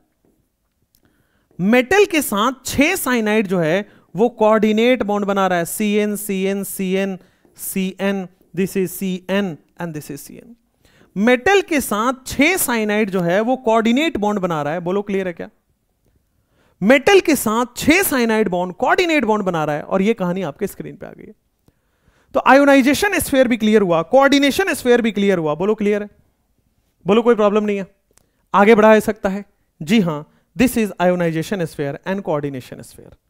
बोलो बोलो बोलो, ठीक है, ionization and coordination. Next, ionization sphere and coordination sphere के बाद अब हम आते हैं what is central metal atom. Ionization sphere और कोऑर्डिनेशन स्फीयर के बाद दूसरा है सेंट्रल मेटल एटम। सारे टर्मिनोलॉजी अभी पढ़ने वाले हैं। सेंट्रल मेटल एटम की टर्मिनोलॉजी आइए देखते हैं। सेंट्रल मेटल एटम की टर्मिनोलॉजी आइए एक एक करके देखते हैं बेटा। सेंट्रल मेटल एटम क्या होता है, आइए समझेंगे central metal atom. Central metal atom में बड़ा सिंपल सी कहानी है कि metal present inside coordination sphere, metal present inside square bracket, उसी को क्या बोलते हैं? Central metal atom. ठीक है, metal present inside coordination sphere. Generally ये जो होता है वो डी ब्लॉक होता है। जनरली जो सेंट्रल मेटल एटम होता है ये डी ब्लॉक लिया जाता है, रीजन भी बताऊंगा उसका। जनरली डी ब्लॉक elements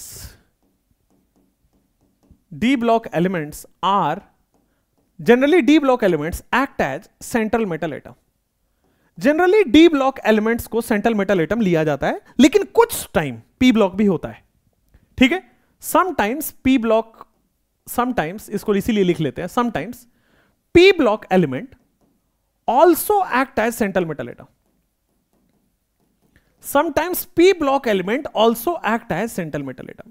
भाई जनरली डी ब्लॉक वाले सेंट्रल मेटल एटम होते हैं, बट कुछ टाइम ऐसे भी हैं जब पी ब्लॉक वाले सेंट्रल मेटल एटम होते हैं। ठीक है, क्यों generally D block elements act as central metal atom? उसके 3 रीजन एनसीईआरटी में दिया गया है बेटा। सबसे पहले स्मॉल साइज, डी ब्लॉक वाले कॉन्ट्रैक्शन की वजह से स्मॉल साइज जाते हैं, और डी ब्लॉक वाले में हाई पॉजिटिव चार्ज होता है।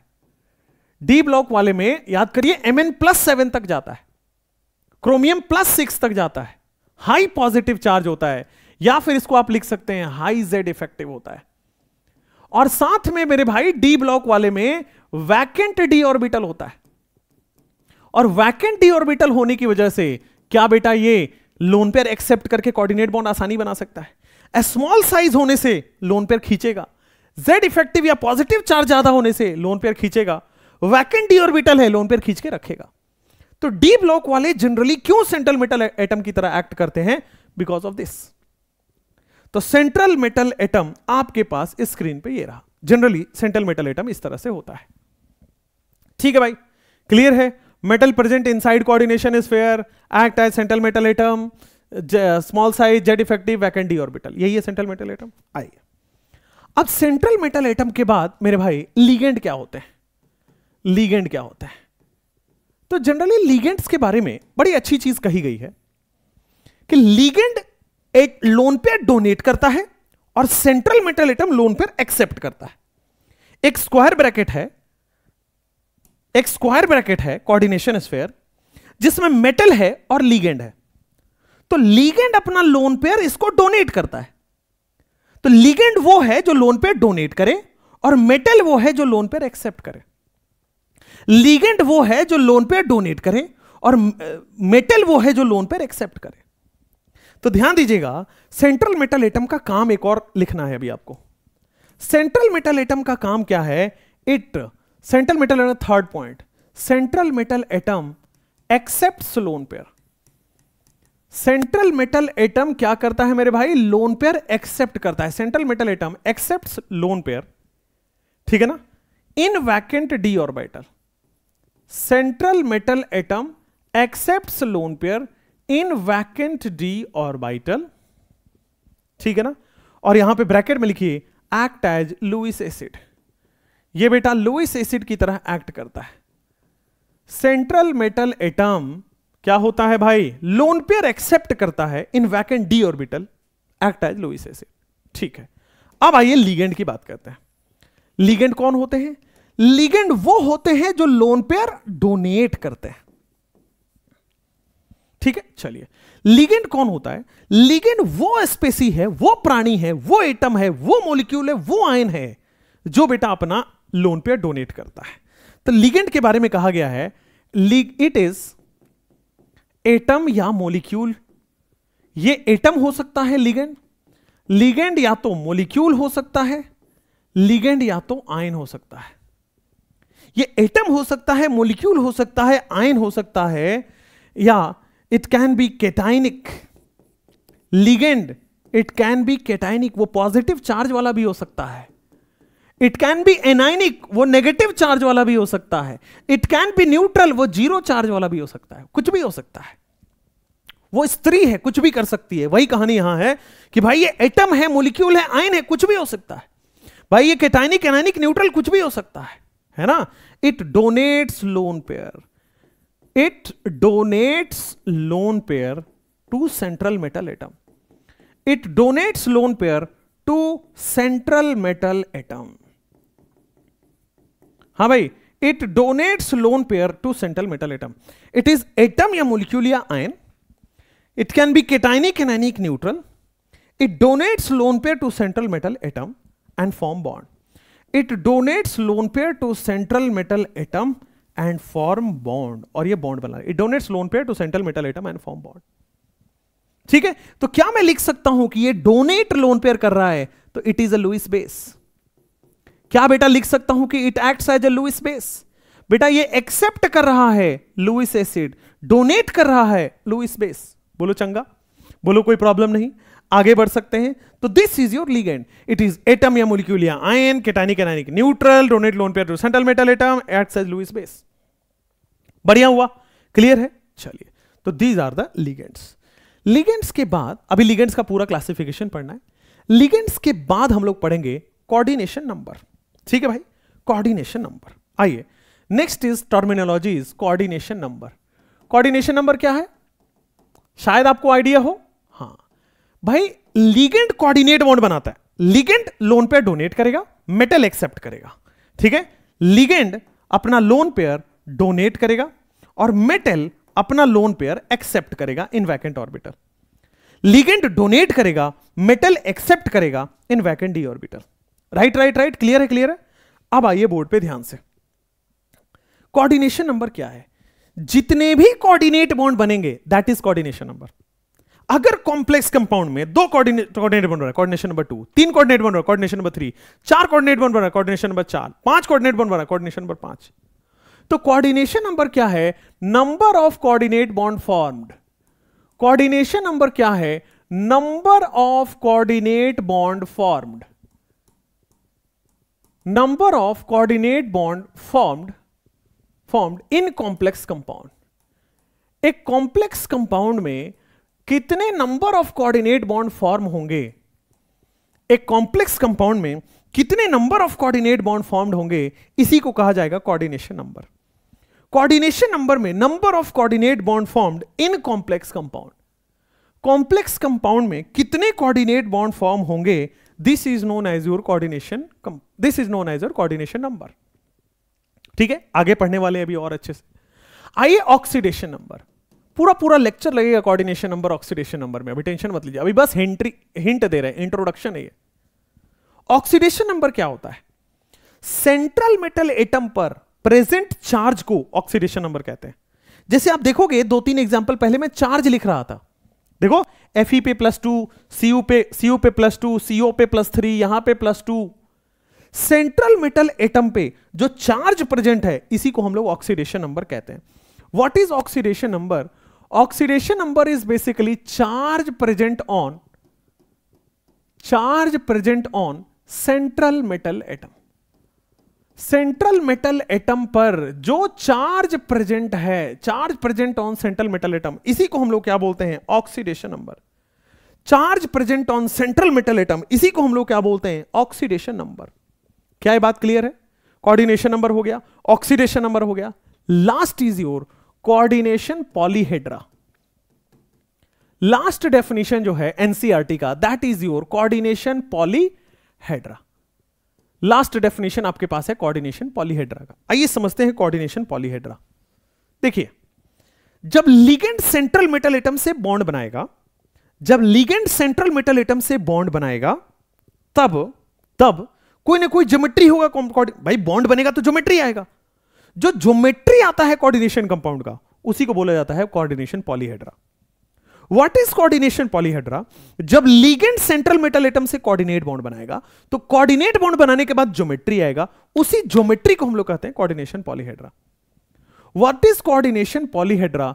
Coordination polyhedra is basically geometry of coordination compound. Geometry of coordination compound when ligand forms bond with central metal atom, when ligands form bond with central metal atom, जब ligands बेटे bond बनाएंगे with central metal atom, इसको हम लोग क्या बोलेंगे? when geometry of coordination compound when ligands form bond with central metal atom। जैसे example के तौर पे जस्ट एग्जांपल दे रहे हैं हम आपको। K4FeCN6 एक कोऑर्डिनेशन कंपाउंड है, अभी तक तो आपको रट गया है, आगे जाके आपको इसकी ज्योमेट्री पढ़नी है, ठीक है। और इसका जो ज्योमेट्री होता है मेरे भाई, इसका जो ज्योमेट्री होता है वो होता है ऑक्टाहेड्रल। केमिकल बॉन्डिंग में आपने सुना होगा ऑक्टाहेड्रल, है ना? स्क्वायर बाई पिरामिडल को ही ऑक्टाहेड्रल कहा जा रहा था, सुना है आपने क्या? जी हां। तो FeCN4 है ये, CN5 यहां से बना और CN6 यहां से बना, तो FeCN6 जो आपके पास बना, this is your octahedral complex. This is your, ये जो ज्योमेट्री आ रहा है ना ऑक्टाहेड्रल, इसी को हम लोग क्या बोलते हैं मेरे भाई? दिस इज योर पॉलीहेड्रा, इसी को कोऑर्डिनेशन पॉलीहेड्रा बोलते हैं। जैसे एक और एग्जांपल ले लो आप, NiCO4। तो NiCO4 में निकल है, 4 कोबाल्ट से टेट्राहेड्रल बॉन्ड बना रहा है, 4 कोबाल्ट से टेट्राहेड्रल बॉन्ड बना रहा है। मेरे भाई बोर्ड पे देखो अगर आप, तो मेरे बच्चे याद आया, टेट्राहेड्रल दिख रहा है क्या? जी हां, दिस इज टेट्राहेड्रल। एक हो गया ऑक्टाहेड्रल, दूसरा हो गया टेट्राहेड्रल। बोलो क्लियर है? कोई प्रॉब्लम वाली बात तो नहीं है, जल्दी बोलो। तो कोऑर्डिनेशन नंबर हो गया, ऑक्सीडेशन नंबर हो गया, कोऑर्डिनेशन पॉलीहेड्रा हो गया। मजा आ गया क्या? ये देखो भाई आपके पास सेंट्रल मेटल एटम हो गया, लिगेंड हो गया, फिर देखो भाई ionization sphere and coordination sphere हो गया, ठीक है। Ionization sphere, coordination sphere, coordination polyhedra आपके पास आ गया है, राइट। नेक्स्ट, टर्मिनोलॉजी आपका फिनिश हुआ, ठीक है। टर्मिनोलॉजी फिनिश होने के बाद तब आपके पास आता है टाइप्स ऑफ कोऑर्डिनेशन कंपाउंड, ठीक है। टाइप्स ऑफ कोऑर्डिनेशन कंपाउंड, तो कोऑर्डिनेशन कंपाउंड की कितने तरह तरह के टाइप्स होते हैं? कोऑर्डिनेशन कंपाउंड समझ में आया होगा कि कोऑर्डिनेशन कंपाउंड एक कॉम्प्लेक्स सॉल्ट है जो पानी में डालने पे नहीं टूटता है। और कोऑर्डिनेशन कंपाउंड के मैंने फिर टर्मिनोलॉजीज पढ़ाए, क्या होता है एनाइशन स्फीयर, क्या होता है कोऑर्डिनेशन स्फीयर, क्या होता है कोऑर्डिनेशन नंबर, क्या होता है ऑक्सीडेशन नंबर, क्या होता है काउंटर आयन, ये सब पढ़ाया, क्या होता है कोऑर्डिनेशन पॉलीहेड्रा। ठीक है, अब हम पढ़ने जा रहे हैं टाइप्स ऑफ कोऑर्डिनेशन कंपाउंड। ठीक है, next is your types of coordination compound, और वो 3 तरीके के हैं, ध्यान से देखिएगा। कोऑर्डिनेशन कंपाउंड के types of coordination compound.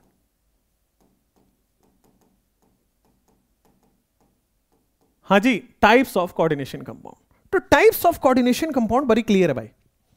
On the basis of charge, सबसे पहले टाइप्स ऑफ कोऑर्डिनेशन कंपाउंड में आ जाएगा on the basis of charge. ठीक है, चार्ज के बेसिस पर जो होगा, on the basis of charge, charge के बेसिस पर आएगा, दैट इज कोऑर्डिनेशन कंपाउंड का टाइप। दूसरा हमें पढ़ना है मेरे भाई, on the basis of charge हो गया, on the basis of number of central metal atom. ठीक है, number of central metal atom के बेसिस पे। और तीसरा हो गया on the basis of ligand. Ligand के बेसिस पे भी आपको टाइप्स ऑफ कोऑर्डिनेशन कंपाउंड पढ़ना है। ठीक है, on the basis of charge, on the basis of number of central metal atom, on the basis of ligand. Just 1 second. ठीक है, on the basis of charge, on the basis of number of central metal atom and on the basis of ligand. बढ़िया है, बिल्कुल सही है, एकदम clear है। आइए, तो 3 टाइप से हम पहले पढ़ने जा रहे हैं। चार्ज के बेसिस पे क्या होने वाला है समझिएगा बोर्ड पे, समझिएगा बोर्ड पे। On the basis of charge, मेरे भाई बोर्ड पे देखिएगा, चार्ज के बेसिस पे कोऑर्डिनेशन कंपाउंड 4 तरीके के होते हैं। सबसे पहला होता है, हो सकता है जो कोऑर्डिनेशन कंपाउंड है उसमें केटाइन सिंपल हो, कॉम्प्लेक्स नहीं हो, लेकिन जो एनाइन हो वो कॉम्प्लेक्स हो। तो सिंपल केटाइन, कॉम्प्लेक्स एनाइन, क्या ये पहला हो गया? ठीक है। दूसरा जो होगा, हो सकता है बेटा जो आपके पास केटाइन हो वो कॉम्प्लेक्स हो, बट जो एनाइन वाला पार्ट हो वो सिंपल हो, वो स्क्वायर ब्रैकेट में नहीं आ रहा हो।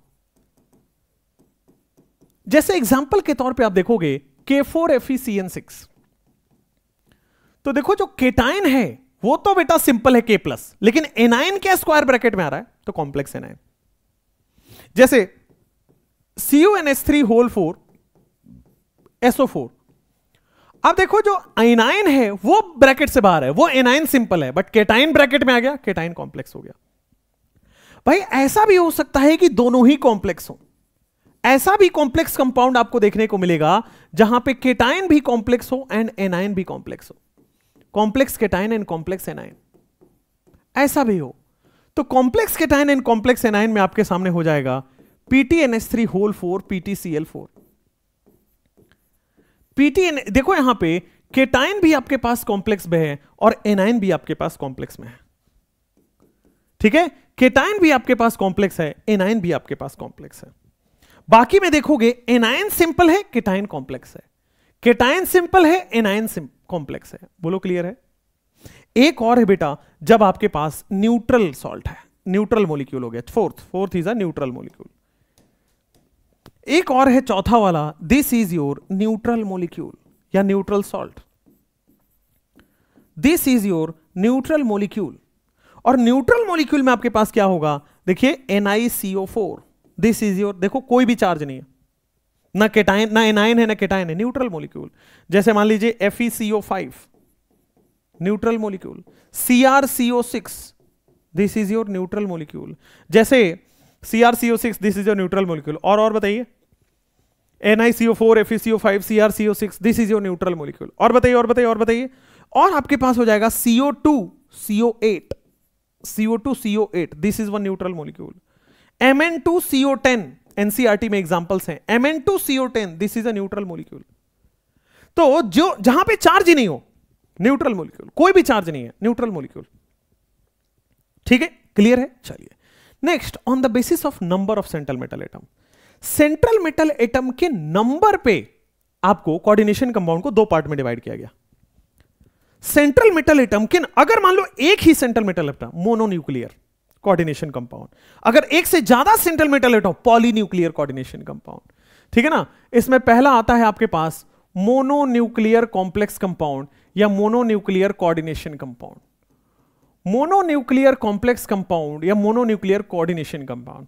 उसी तरह आपके पास दूसरा आएगा पॉलीन्यूक्लियर कॉम्प्लेक्स कंपाउंड या polynuclear coordination compound. Polynuclear complex compound या पॉलीन्यूक्लियर कोऑर्डिनेशन कंपाउंड। आइए, तो मोनोन्यूक्लियर में क्या है आपके सामने, बड़ी सिंपल है यार, जो अभी तक जो भी पढ़ रहे हैं कि देखो एक ही न्यूक्लियस है क्या, one central metal atom. Mononuclear का मतलब हो गया भाई ऐसा कॉम्प्लेक्स कंपाउंड जिसमें only one central metal atom हो, ठीक है ना, only one central metal atom. इसी को हम लोग क्या बोलेंगे बेटा, mononuclear complex compound. Only one central metal atom, this is your mononuclear complex compound. More than one central metal atom, more than one central metal atom, उस cases में क्या कहोगे, पॉलीन्यूक्लियर। जैसे एग्जांपल के तौर पे ले लो H2O होल 4 Cr, यहां पे ले लो H2O, यहां पे ले लो NH2, this is again Cr और NH3 होल 4। तो आप देखो दो आपके पास सेंट्रल मेटल एटम दिख रहा है, दो मोर than one central metal atom, it is polynuclear. One central metal atom mononuclear. Clear हो गया, मोनोन्यूक्लियर क्लियर है, पॉलीन्यूक्लियर क्लियर है, ठीक है। मोनोन्यूक्लियर का एग्जांपल बहुत सारे आप ले सकते, देखो एक जहां पे सेंट्रल मेटल एटम हो, देयर एक सेंट्रल मेटल एटम हो, मोनोन्यूक्लियर। एक से ज्यादा सेंट्रल मेटल एटम हो, देखो CO2 CO8 लिखा था, याद करो, दो न्यूक्लियस है। देखो Mn2 CO10 लिखा था, दो सेंट्रल मेटल एटम हो। अगर एक से ज्यादा सेंट्रल मेटल एटम है, that means it is what, it is your polynuclear. एक सेंट्रल मेटल एटम है, मोनोन्यूक्लियर। ठीक है, क्लियर है, कोई दिक्कत नहीं, आगे बढ़ा जा सकता है। आइए, then we are going for behaviour of ligand. On the basis of ligand बेटा, होमोलेप्टिक और हेट्रोलेप्टिक दो होते हैं, होमोलेप्टिक कॉम्प्लेक्स या हेट्रोलेप्टिक कॉम्प्लेक्स। एक होमोलेप्टिक कॉम्प्लेक्स होता है और दूसरा हेट्रोलेप्टिक कॉम्प्लेक्स होता है। होमोलेप्टिक कॉम्प्लेक्स होता है और दूसरा हेट्रोलेप्टिक कॉम्प्लेक्स होता है। होमोलेप्टिक कॉम्प्लेक्स में क्या होता है, आपके सामने बोर्ड पे देखिए, homoleptic complex, all ligands are same. Homoleptic complex में क्या होता है, all ligands are same, this is homoleptic. और यहां पे ऑल लिगेंड्स आर डिफरेंट। जब आपके पास लिगेंड्स डिफरेंट हो, हेट्रोलेप्टिक, जब लिगेंड्स सेम हो, होमोलेप्टिक। एग्जाम्पल बताऊं, देखो आप खुद ही K4FeCN6, सारे लिगेंड एक ही है, सेम है, that means it is what, homoleptic. यहां पे देखोगे K4FeCN twice NH3 होल 4, ठीक है, दिस इज योर हेट्रोलेप्टिक। यहां पे देखोगे CONH3 होल थ्राइस Cl3, ठीक है, CONH3 होल थ्राइस Cl3। यहां पे आएगा CONH3 होल 6 Cl3। हाँ भाई, क्लियर है, कोई प्रॉब्लम नहीं, आगे बढ़ सकते हैं, जल्दी से देख लीजिए, एकदम क्लियर है, नो डाउट एट ऑल। तो जब एक से ज्यादा आपके पास लिगेंड हो जाएं, हेट्रोलेप्टिक, ओनली वन लिगेंड हो जाए, दैट मीन्स आपके पास होमोलेप्टिक। क्या ये क्लियर है? तो this is types of coordination compound, ठीक है। टाइप्स ऑफ कोऑर्डिनेशन कंपाउंड के बाद अब आपके पास आता है ligands, right. Types of coordination compound के बाद अब आपके पास आता है लिगेंड्स। लिखिए ऊपर लिगेंड्स। लिगेंड्स का डेफिनेशन हमने बता दिया है, ठीक है। लिगेंड्स का डेफिनेशन हो गया है कि लिगेंड्स क्या हैं, जो वैसा एटम या मॉलिक्यूल या आयन जो कैटायनिक भी हो सकता है, एनायनिक भी हो सकता है, न्यूट्रल भी हो सकता है, जो अपना लोन पेयर डोनेट करे किसको, सेंट्रल मेटल एटम को, और क्या बनाए, कोऑर्डिनेट बॉन्ड। जो अपना लोन पेयर डोनेट करे सेंट्रल मेटल एटम को और क्या बनाए, coordination compound, coordinate bond. Types of ligand, types of ligand, ठीक है। लिगेंड का टाइप्स पढ़ते हैं, आइए समझते हैं लिगेंड के टाइप्स को बेटा। आइए समझते हैं टाइप्स ऑफ लिगेंड को। तो टाइप्स ऑफ लिगेंड बड़ी सिंपल है भाई, ठीक है।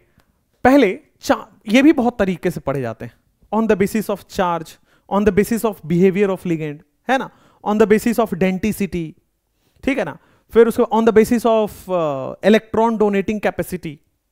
तो 4 तरीके से लिगेंड आपको पढ़ाया जाता है टाइप्स ऑफ द लिगेंड में, ठीक है। तो एक लेक्चर लगता है जिसमें लिगेंड पढ़ाया जाता है, ठीक है। लिगेंड कंप्लीट होते ही एक लेक्चर के बाद ऑक्सीडेशन नंबर, कोऑर्डिनेशन नंबर, चौथे लेक्चर में हम लोग उसमें पहुंचेंगे। आईयूपीएसी में 5वें लेक्चर में वर्नर, 6ठे लेक्चर में वीबीटी, 7वें लेक्चर में सीएफटी, 8वें और 9वें लेक्चर में हम लोग प्रोबेबली आइसोमरिज्म खत्म करेंगे, ठीक है।